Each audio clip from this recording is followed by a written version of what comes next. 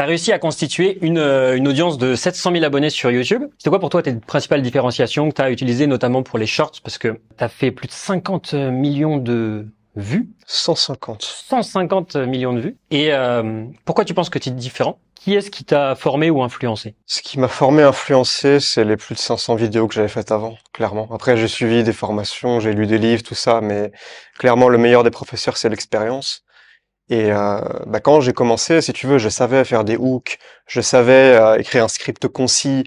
J'avais compris le truc déjà parce que j'étais créateur depuis déjà plus de 5 ans. Donc ça m'a pas paru difficile. Pour moi, c'était assez naturel, assez spontané.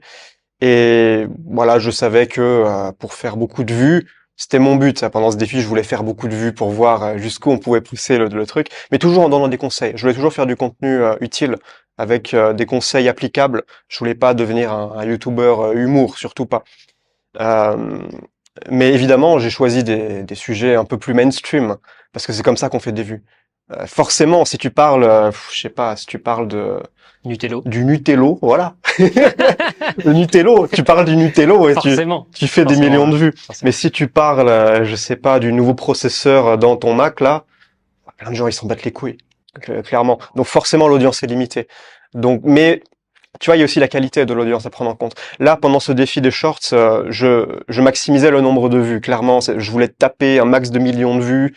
J'étais pris dans l'euphorie du truc. Et c'est seulement après coup, avec le recul, je me suis rendu compte que je voulais pas être connu, être mainstream, donc j'ai arrêté. Tu vois, j'ai préféré arrêter parce que c'était pas ça que je voulais faire de ma carrière, même si c'était marrant. Je regrette pas de l'avoir fait. Comme ça, maintenant, je peux mettre dans ma bio, j'ai fait 200 millions de vues grâce à cette expérience.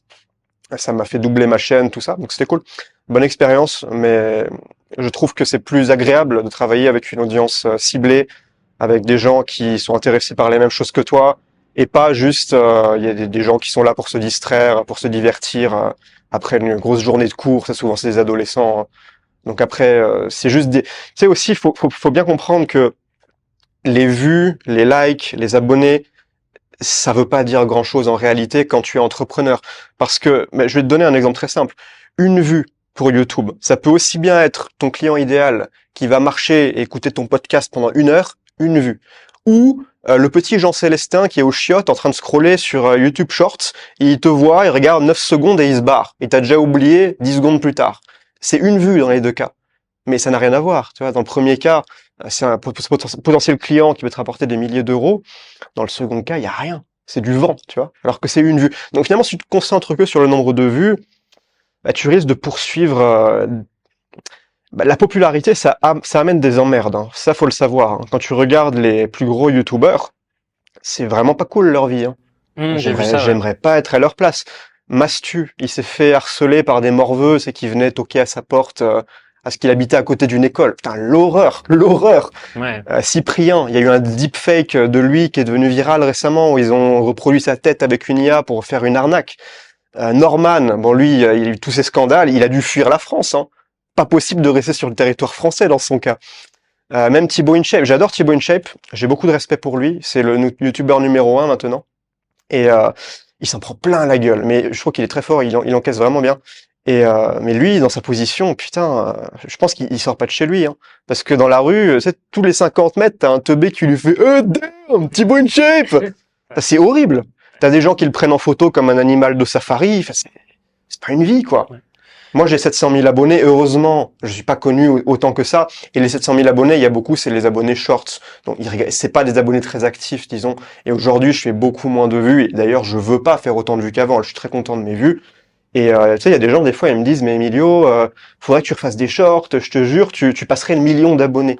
Bah les couilles. Mais je n'ai rien à branler. Tu sais, les gens n'arrivent pas à comprendre ça, Ouais. que en tant que créateur, synthétiseur, bah, tu veux autre chose que la popularité. La popularité, je le répète, c'est beaucoup d'emmerdes qu'on ne voit pas quand on ne l'a pas, mais quand tu l'as, tu comprends. Hein, tous les messages de gens qui t'insultent, quand tu es populaire, tu n'échappes pas. Ça, c'est beaucoup plus vrai quand tu es une femme, en plus. Je sais pas pourquoi, mais j'aimerais pas être... je suis content d'être un mec sur Internet plutôt qu'une fille sur Internet, quoi. Merci, si vous avez kiffé ce petit extrait avec Emilio, vous allez adorer l'interview complète qui se trouve juste là. Donc allez-y, cliquez, allez-y.